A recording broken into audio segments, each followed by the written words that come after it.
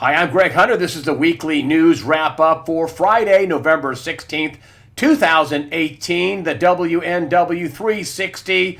Well, the midterms are over, folks, but whew, what a fraud fest. Let's start with Fox News.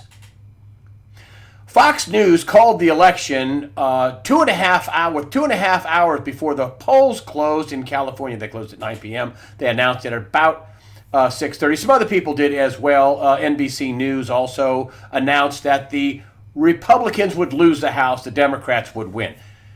Now, you haven't heard a peep about this on mainstream media, that the New York Times, LA Times, the Washington Post, ABC, NBC, CBS, and Fox. You haven't heard a word about it. Imagine if Fox News would have announced that the GOP won the House of Representatives again 2.5 hours before the polls closed in California, which means that at least in some of the districts in the Rocky Mountain time zone, they were also kind of, the race was called before all the polling was done.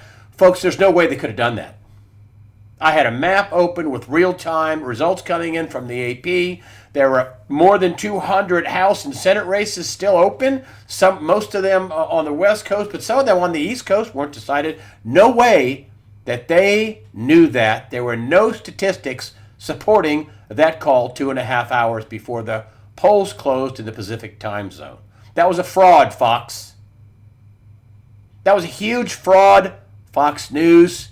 That was a fraud. Hey, there's some people I like there at Fox News. I like Hannity. I like Laura Ingraham. I like Lou Dobbs. I like Trish Regan.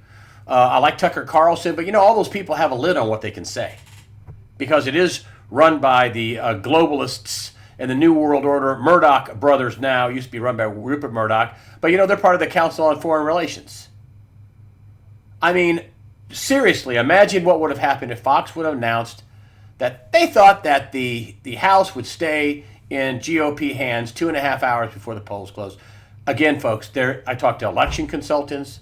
I talked to experts in this field. Don't know how they did. They didn't have any data to do that. They didn't have the data to do that, period, the end. The votes weren't counted. They didn't know that. So you could just surmise one thing, election fraud. They were trying to tip the election and discourage people that were going to go. And, the Democrats had a huge night in California. Of course, California has registered about 1 million illegals, at least, to vote just in this latest round with their driver's licenses that, they won't vote. There's no evidence of voter fraud, election fraud. Folks, there were, according to Dave Janda, there were voting machines that were set for the Democrats, and didn't know the exact numbers. This is according to Dave Janda, Operation Freedom, and his sources, who were very high up, said they stopped just in a huge amount of machines in all 50 states were set for Democrats, preset. But Democrats had a multi-pronged attack. One of them was all these extra ballots that just showed up, hours, days, after the election. And now it looks like the House is going to get 40 Democrat seats. But anyway, we'll go back to this little piece of fraud. Hand recount ordered in Florida's divisive U.S. Senate race. And yes, more fraud found there in terms of validating the ballots only for Democrats. So, and they manufactured or, magically found, tens of thousands of more votes. But anyway, here we go. It's Florida election officials on Thursday ordered a hand recount of ballots in a closely fought U.S. Senate race between Democratic incumbent Bill Nelson and his Republican challenger, Governor Rick Scott. It looks like Republican Ron DeSantis appeared to secure the Florida governor's seat. It's outside the recount realm. I think he's got 0.41%. But there was a story of an election worker down there that got fired for witnessing election fraud, voter fraud. Just got fired for that. There was election fraud in Texas. People are being prosecuted for it. A new governor of Georgia, who was the Secretary of State, said the Democratic Party tried to hack into the voter system in Georgia. The Democratic Party was involved in a big a voter fraud campaign in Texas. I don't think they caught it all.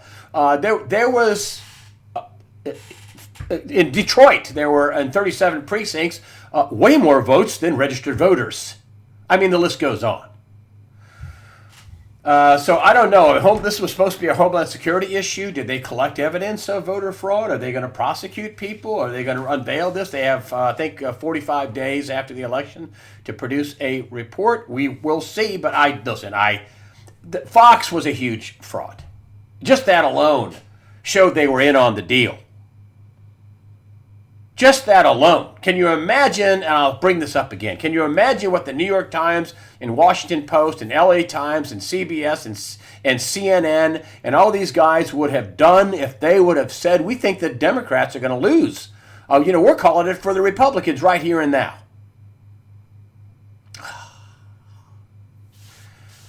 Shame on you, Fox News. Shame on you too, Neil Cavuto. Shame on you. Particularly shame on you.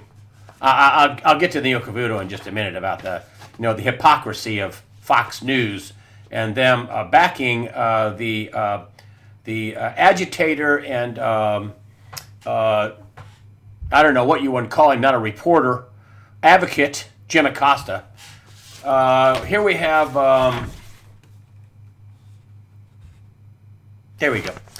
This is important. A key U.S. Senate Republican says acting Attorney General comfortable with the Russian polls, Russian probe. This is Lindsey Graham. The Jeff Flaky Flake is saying he won't vote for any judicial appointments unless they protect the Mueller probe. I mean, the Mueller probe?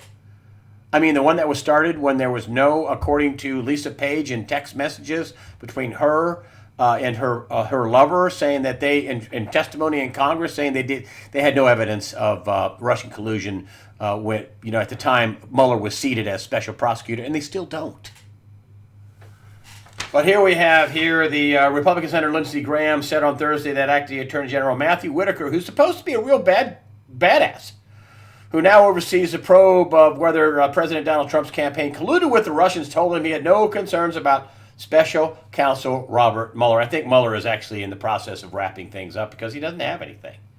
He was been on this thing, just him, I think, a year and a half. There was a year before they had this stupid thing going on. And what's Donald Trump been tweeting out? How the FBI won't go after the real collusion with Hillary Clinton paying Christopher Steele and paying for the dossier through Perkins Coie and all the collusion with the Department of Justice, Bruce Orr, who basically co-wrote, at the very least, this phony dossier that they used to file, used a fraudulent document that wasn't true to file for FISA warrants to spy on the president and his people.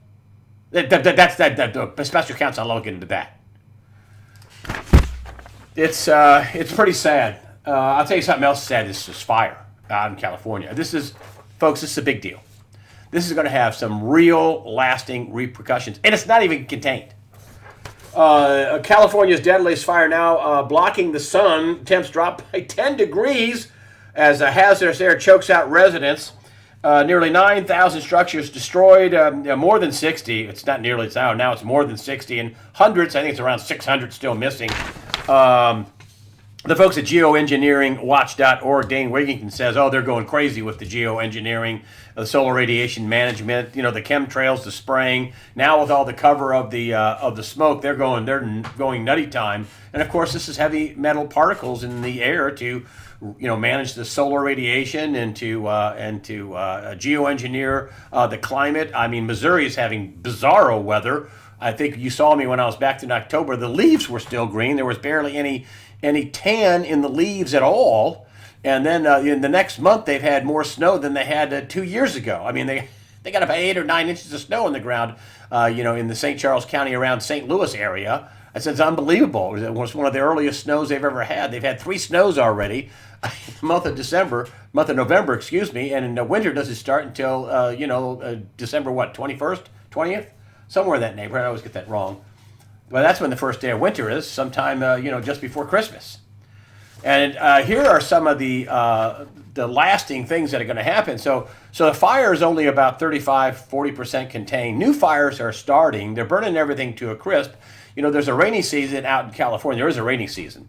And what is going to happen after all the vegetation, especially around that dam and other places, where all the vegetation's been burned to a crisp, and then they just have dirt, and then and all the mountains and hills out there, and then it starts raining like crazy. What do you suppose is going to happen? Mudslides, you think? You think more damage? And supposedly this is because of some faulty PG&E equipment. And boy, California utility customers may be on the hook for billions in wildfire damage. This is the Citigroup's estimate that PG&E's exposure to liability for those fires is $15 billion. That could face another $15 billion billion in claims if it's found responsible for the Camp Fire, a number that could rise because the fire is only a third contained. And then tack on the mudslides and tack on everything else. I mean, PG&E could go bankrupt. They could file bankrupt. Maybe it's not 15 and 15. Maybe it's 15 and 70 billion. Maybe it's 100 billion. I mean, can you imagine the lawsuits? Oh, and then after all the vegetation's burned off, then they'll have mudslides galore, and they'll knock out a ton of more houses and utilities and a bunch of other things that have roads, things that have to be repaired. Here is PG&E's stock. You can see right here that it ain't going good. I mean, this was a stock that not that long ago was in 2017. It was this, I don't know, it was most of 2017. It was a $65, $70 stock. Now it's 1989. It was a $50 stock just a few weeks ago. Now it's 1989. Can you imagine about the credit problems they're going to have with their bonds? The bond chart looks about the same way. Sell, sell, sell, sell, sell, sell. There's going to be big problems with loss of life and loss of houses, and then there's going to be loss of capital. PG&E could go under. Everybody could get stuck with a big nothing. Bondholders, that could cause a cascading effect. This is nobody saw this coming. I mean, nobody saw this coming. And then if you take a look at the overall economy, I'm kind of segueing into the bonds and the economy. I just wanted to bring this up. This is Paul Tudor Jones sees really scary moments as Fed rate hikes trigger credit crisis. Now let me just stop right there.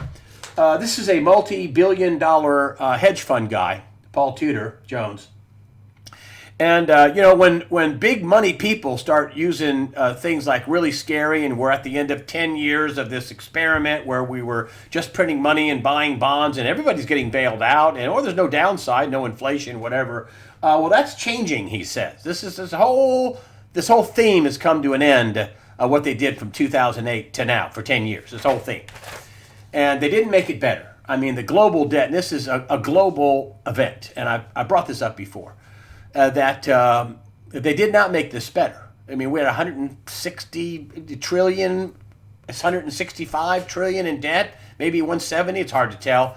But now we're knocking at 250 trillion. This is all bond debt, folks. $250 trillion now, 10 years later, that we went from, we exploded the debt about another 40%. So he goes on to say, from a market's perspective, it's going to be interesting. There probably will be some really scary moments in corporate credit. He's talking about a credit crisis, folks. GE is a harbinger of that. What? Excuse me. GE's got credit problems? You betcha. GE is a harbinger for what's going on, for what's going to happen to large capital structures when large capital structures get downgraded. I mean, they're using junk and default in the same sentence as General Electric bonds, General GE Capital. General Electric bonds, junk, default, problem, cascading. We go on, and this is some other people in the same story. That's a zero hedge story that was out. Additionally, Guggenheim's Scott Maynard, another big hedge fund, says Tuesday the GE's sell-off is just the start of a slide and collapse in investment-grade credit. Now, can you imagine that? I mean, if you're not safe in GE, wow, what are you safe in? Jeffrey Gundlach, the CEO of Double Line Capital, said that corporate debt is the most dangerous part of high-grade bond market. So, we have on one side, a lot of crises with the bonds of stalwart blue chip, supposedly, companies. On the other side, You've got the Federal Reserve selling all this junk they bought that was toxic. Now it's not, so they're selling it, which is in effect kind of raising interest rates. You have Jerome Powell, the head of the Fed, who's determined to raise interest rates some more, which is why you have Donald Trump saying the Fed is the enemy of the people and the Fed is crazy and the Fed is, going to kill off the economy. And he's backed up by John Williams at shadowstats.com. John Williams says, yes, we do have a little something going on in the economy. It's not raging, but it would have been far better than Hillary Clinton. But the Fed raising interest rates is going to kill that off. And then what you have is you have the world, and there's a lot of data, and I'm just going to show you a couple of points, which shows the world is really slowing down. Now, why is that important? Okay, so we have a slowdown. Yeah, but we've blown up this debt. We don't have a little debt to default or service. We have a huge debt to service or default on. And one of the big canaries in the coal mine that says, what, bro? Trouble. There's trouble. And that's Germany. After a weak third quarter, Germany will not hit 2008 growth forecast. That was only 1.8%, incidentally, folks. The German government's forecast for growth of 1.8% this year is no longer achievable after the economy contracted by 0.2%. Well, that puts them down to 1.6, folks, in the third quarter for the first time since 2015. Leading Economic Institute said on Thursday. So Leading Economic Institute said, this 0.2% dump, contraction, which means that this 1.8% number up here, right here, is now really, 1.6% at the very least. And they're all signaling trouble, that they're not growing. Well, what happens when you don't have enough income to pay your bond debt? And I'm just using Germany there. I mean, a stalwart, magnificent performing economy, the engine of the European Union. Okay? The biggest economy in the European Union, and they're contracting. Now, multiply that to everywhere. Okay?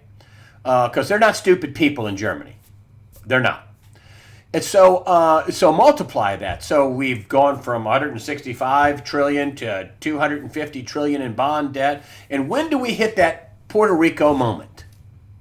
I've been telling you about the Puerto Rico moment. You're probably sick of me saying this, but this is why this is important, folks. Puerto Rico owed $74 billion in debt. And they reached a point, right after they paid everybody bonuses in late 2016, they reached a point where they could either pay bondholders and let the toilets back up and the garbage pile up and the lights go off and the heat be turned off or air conditioning turned off in the buildings in the territory of Puerto Rico, or we can pay bondholders. Let the toilets and trash back up or pay bondholders. What do you suppose the politicians in Puerto Rico chose? Yeah. They decided to keep the lights on and the trash picked up and the water flowing and the toilets flushing. That's what they decided to do because that's all they had money for. They defaulted. Now, expand that to everybody else in the world. New York City, we just had on John Rubino at dollarcollapse.com. I talked about the 100 billion, 98 billion in retiree medical benefits only. Just their medical benefits for a city is $98 billion. And you add everything up, all the other commitments they have with pensions and a liability for their medical and all the other liabilities that the bonds they have. You got $200 billion just for a city. That's more than probably Illinois has in terms of what they owe. And then you extrapolate that out across the country. And what do you suppose New York City will do? Let the trash pile up? Let the waterworks go completely bad? Close all the government buildings so they can pay retiree health benefits? Or maybe they might keep all that open and say, sorry, retirees, you have to go to Obamacare. This is what's coming, folks. People are going to have a Puerto Rico moment. This is what's coming. Another slowdown thing. Now, this is good news for consumers. Don't get me wrong on this one, okay? I love it when fuel prices go down. It's great for everybody. It's a tax cut. But it also says something bad. This chart right here. This happened in a month. October 16th, oil was $72 a barrel. On November 16th, it's actually 15th. It was yesterday. It's $56 a barrel. It's $16 slide in a month. Do you think the global economy is slowing down? That's what a lot of analysts say. They say it's just, when they're pumping all this oil, and that's why Saudi Arabia is talking about cutting back because they want to try to protect the price. And when all these things slow down and the economy slow down, and listen, that's just part of the ebb and flow of the economy. But what we did was we distorted it globally. What New York did has happened all over the world. What Puerto Rico did happened all over the world. There's just way too much debt. We blew a huge debt bubble. And as long as you can make the payments, you're cool. As soon as you stop making the payments, you're not. You're defaulted. And that's just another harbinger of what's going on about how the economy is slowing down. This is why Charles Nenner was talking about gold, saying people think in deflation, and that's debt destruction, bond destruction. That's what that is. Deflation isn't just prices going down. That is a result of debt destruction. This is where bonds don't get paid off. Back to the Puerto Rico thing. Sorry, thanks for the cash. We can't pay you back. That's why Nenner says, hey, listen, in deflation, gold does well. Actually, gold does well in the extremes. Massive inflation, huge debt destruction, deflation. Gold does well. That's why I'm having Rob Kirby of Kirby Analytics come on.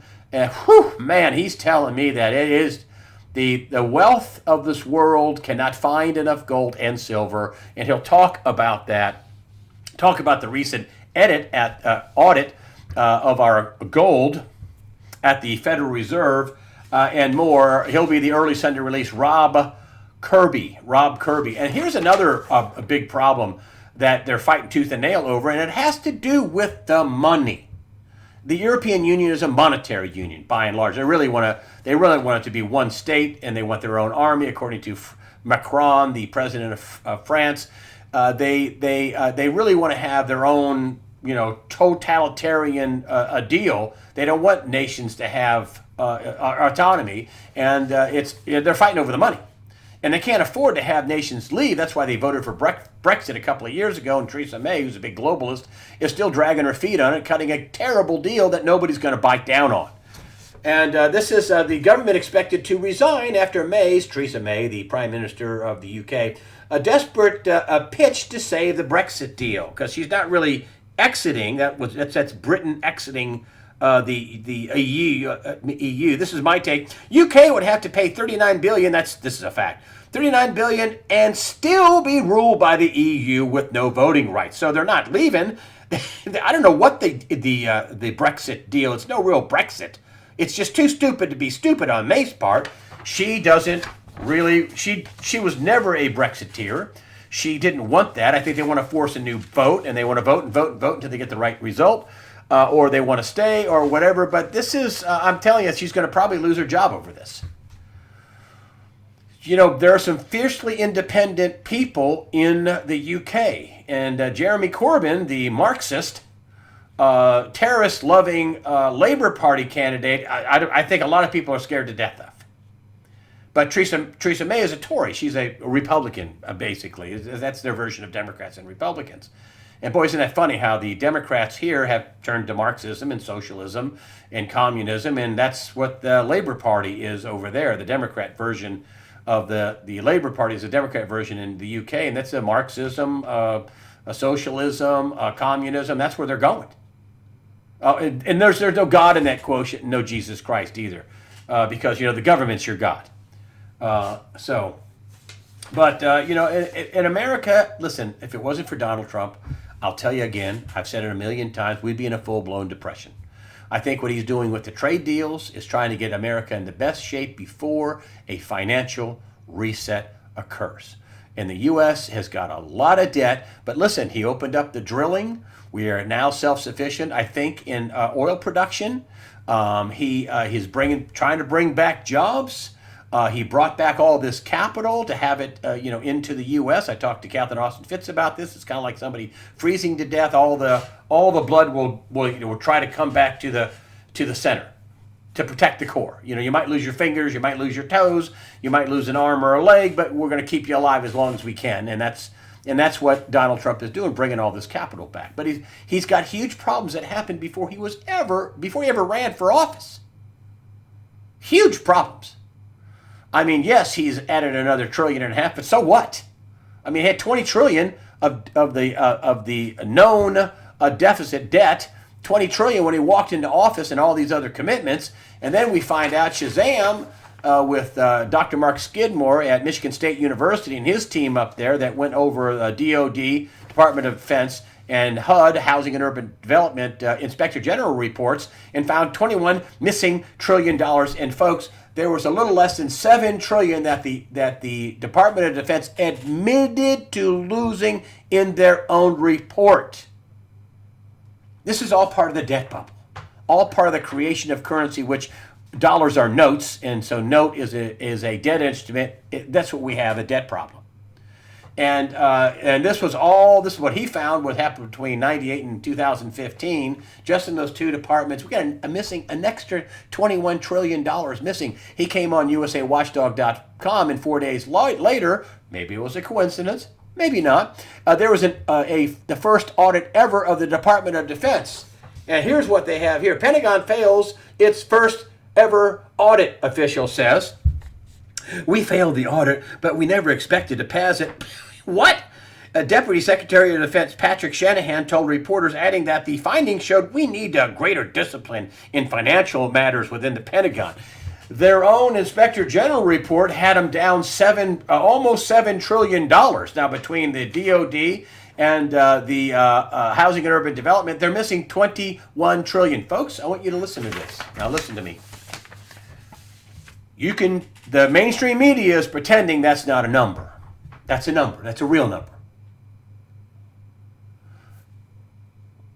As the world realizes, wow, America's debt isn't $21.6 trillion, it's $42.6 trillion at least.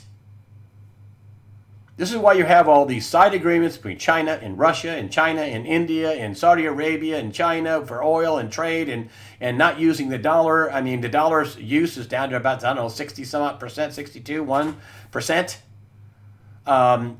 Trump may be forced to make a move at some point, which he didn't have really anything to do with this kind of debt. That all happened before he was elected. Unfortunately for him, he's got to figure out how to take care of it. Fortunately for us, he'll make a much better choice than that criminal Hillary Clinton with a global charity fraud and unprotected servers committing treason.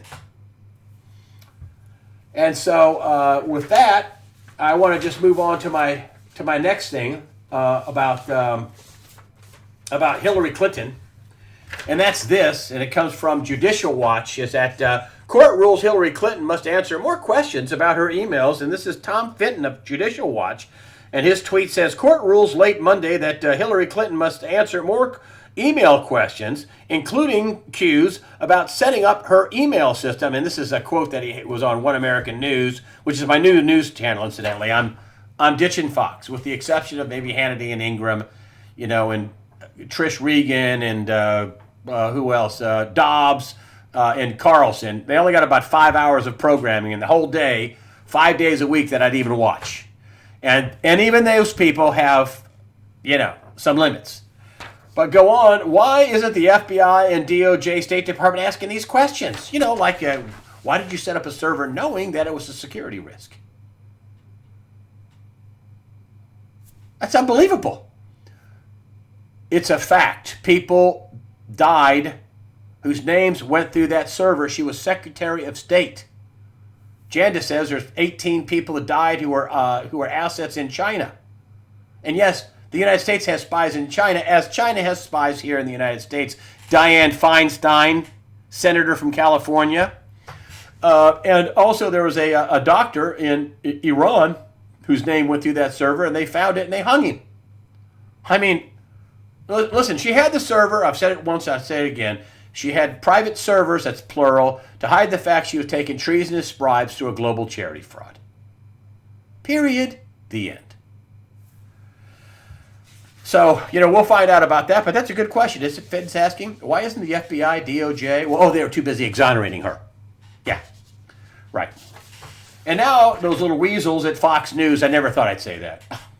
I knew they were a little hinky. I mean, especially when they wouldn't admit that Ron Paul won a big election, actually tied Bachmann way back when, and they just did crazy, mean things to Dr. Paul, who probably could have won it all in 2008.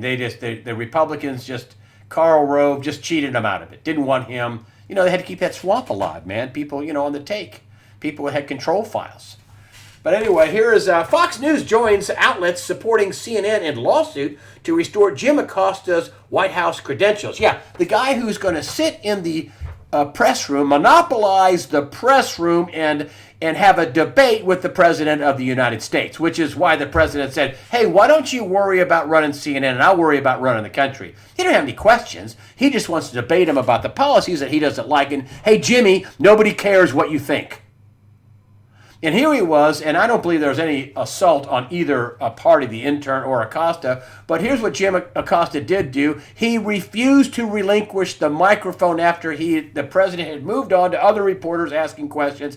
Jim Acosta, the baby, brat, spoiled, rotten kid that he is, wanted to monopolize everybody's time because he had something to say. I'm Jim Acosta. I'm important. I'm in the White House. No, Jim, you're not important. And you don't get to debate the president at his own press conference.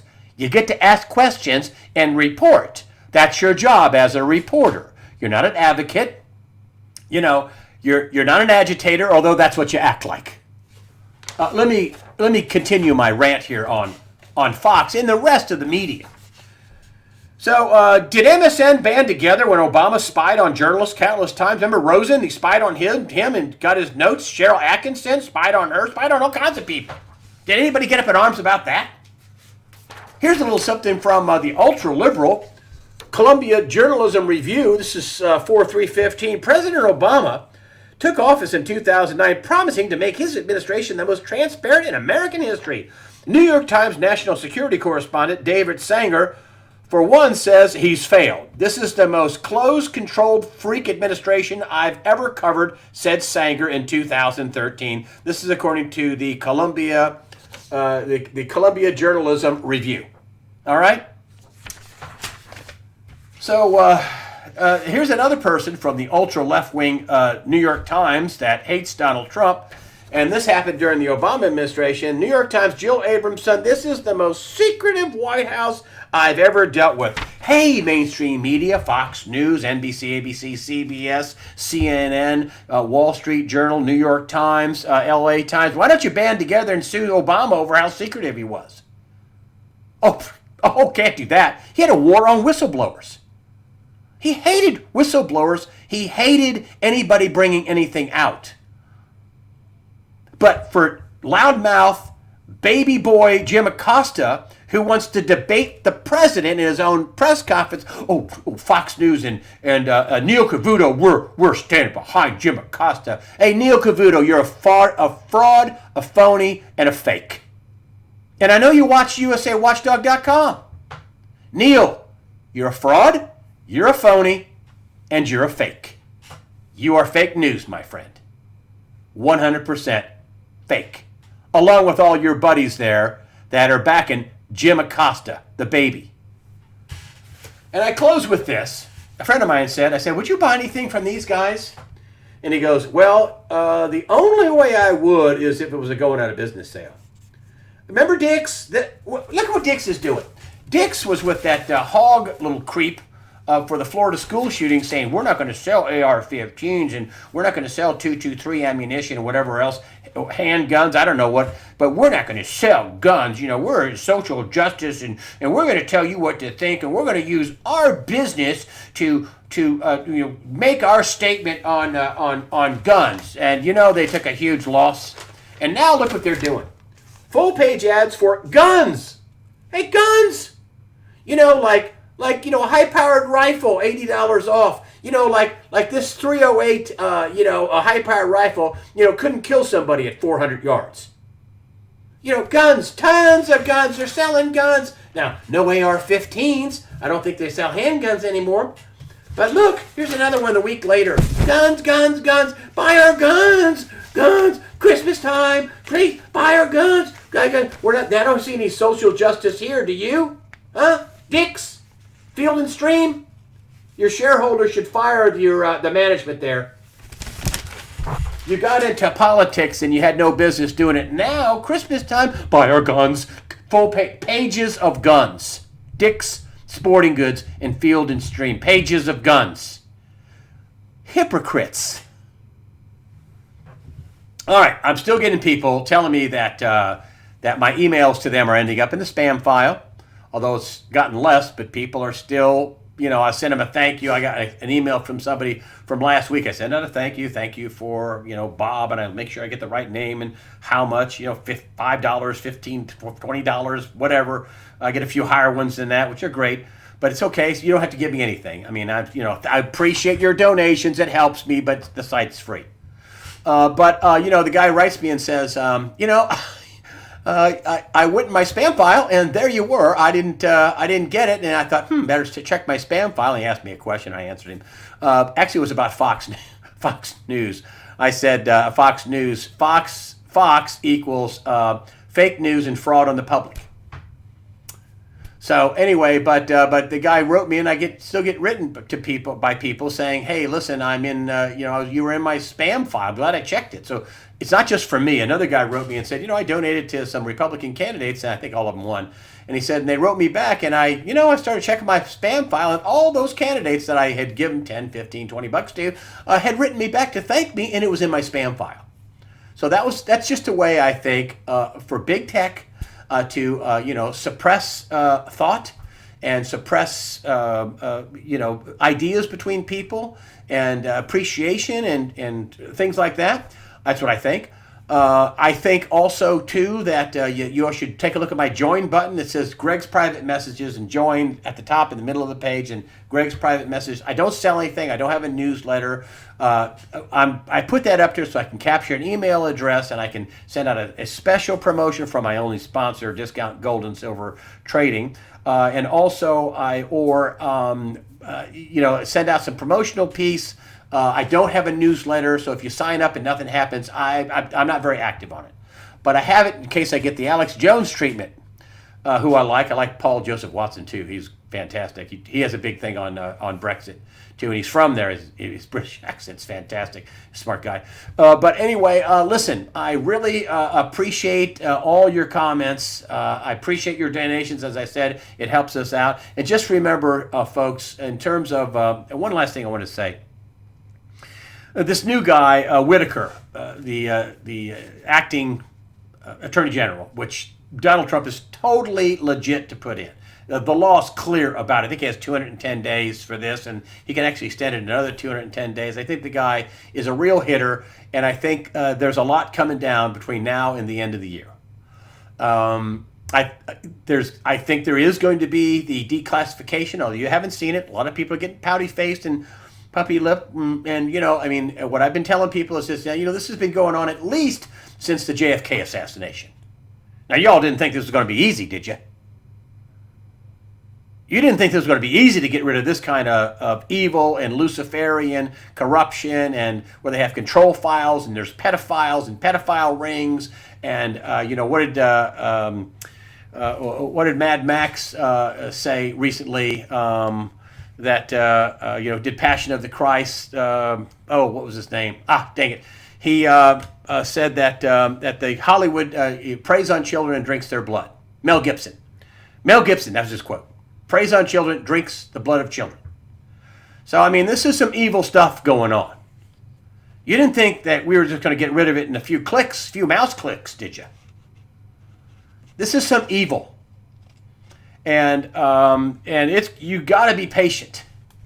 And this is I just think that there's going to be a bumpy ride coming up. There's a lot of credit problems, a lot of debt problems. There's a lot of criminality. I think this FISA stuff is going to be released, and I think all hell's going to break loose. And it's going to show out and out treason, how they tried to frame the president, and they're going to be able to prove it. And the documents in the House are going to have to back it up. And so I don't want you to be fearful. I don't know when this is going to happen, although I think it has to happen. I mean, they've threatened Donald Trump's family. They've threatened rape of his 12-year-old son. They've threatened everyone in his family with bankruptcy or death or imprisonment. He's not going to stop. He can't. He can't. He can't. He's not a personal friend of mine. I don't know him, although I do like him. But that's just my appraisal of what's going on. These are some serious evil people, and there's some things going on that are just unbelievable behind the scenes. I don't know, but all you can see is little things like at the G20 over in the World War I commemoration. Putin walks across the stage and shakes hands only with Donald Trump and gives him one of those. So, what does that mean? I don't know, but it means they're working together. I think it means that you did everything you said you were going to do, Putin, to Trump. And he hates the globalist bankers, and he hates the globalism. So, I don't know, but just whatever you do, don't fear. Fear steals your good judgment. It steals your faith. It steals your happiness. Fear not. Prepare yourself mentally, physically, above all, spiritually. Fear not. God the Father and His Son, Jesus Christ, are firmly in control. Be informed, folks, and thank you so much for supporting USAWatchdog.com. Fear not.